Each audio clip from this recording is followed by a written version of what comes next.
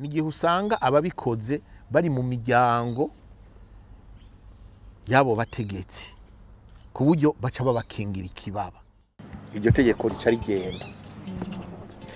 Hama ubu naho turagiye ku kibazo ku muce uraba ibijanye n'amabi akorerwa ashingiye ku gitsina. Haratowe itegeko rihasha abakora amabi afatiye ku gitsina, ariko muri yindi akorerwa ko nturagabanuka mu bihinsiguri yahe. Ibyo birateye agahinda kweri sinokubesha kuko mu bintu bimbabaza birimo uko ibyo biri muri ya ngendo yo kutubaha agateka kazi na muntu. Icya kabiri biri mu ngendo yo kutubaha bashiki bacu, ariko kubihagarika birashoboka dufatiye ku guhana wihanukiriye inkozi z'ikibi z'ivyo bintu kimwe n'ubwicanyi buza buraba hirya no hino. Jewe rero nkavuga nti niba bene ayo mabi aba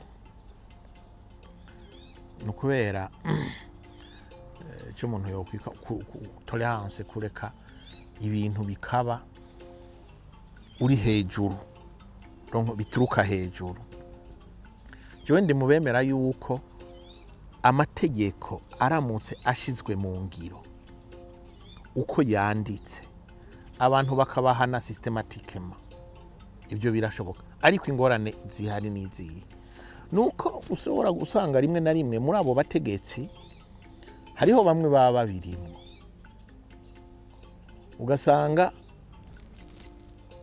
haguhimiriza inzego zibijejwe kugira ngo zibihagarike, navyo bituma dusubira inyuma.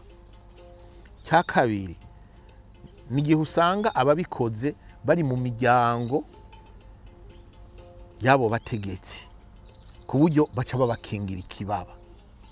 Icya gatatu ni ruswa ihabwa abacamanza, bagaca batangura kuzana ibintu by'insiguro zidafashe, kubera yuko bene ibyo ari ibintu umuntu afata uko ashatse, ngo yarabishatse, ngo baravyemeranije ibintu nk'ibyo, ugasanga bagiye no ku mukenyezi n'umwigeme bagatangura kumuha utuntu hakurega ngo atange ibyemezo byerekana yuko ibyo bibi babimukoreye, ugasanga nawe ariko arahesha. Aho rero niho tugomba kugabira duhagaraye bwa mbere na mbere kukubahiriza agateka kazi na muntu, tugahagarara ku muco wo kubaha bashiki bacu, tugahagarara no ku ntumbero yo guhagararira amategeko. Guhagararira amategeko rero biva hejuru. Murazi yuko umukuru w'igihugu niwe ahagararira ishigwa mu ngiro ry'amategeko. Nugukara cyo ni cyambere. Icya kabiri hariho constat tubona mu banyeshure cyane birateye ubwoba n'ibyo mu banyeshure. Tudahagurutse ngo bene ayo mabi akorerwa abanyeshure ngo tuyahashe, naho abarimu tubakeneye abagiye gukora bene ivyo bintu ngo tubahane,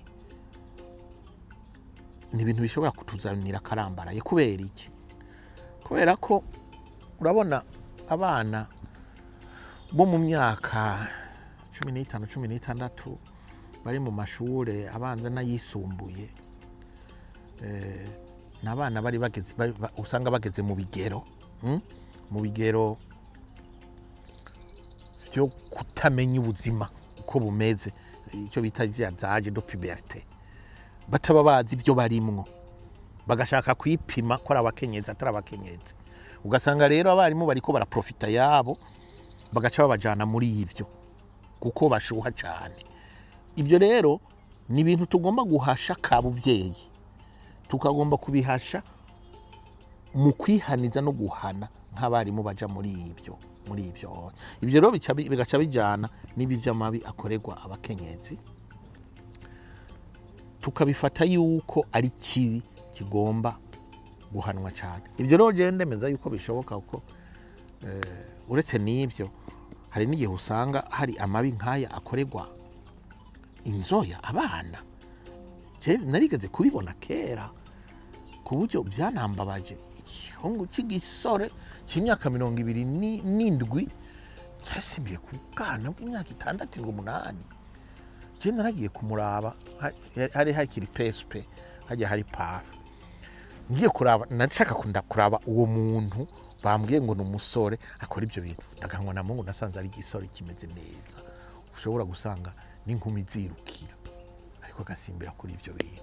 Wamubaza akavuga ngo ntaco ngo nta byabaye.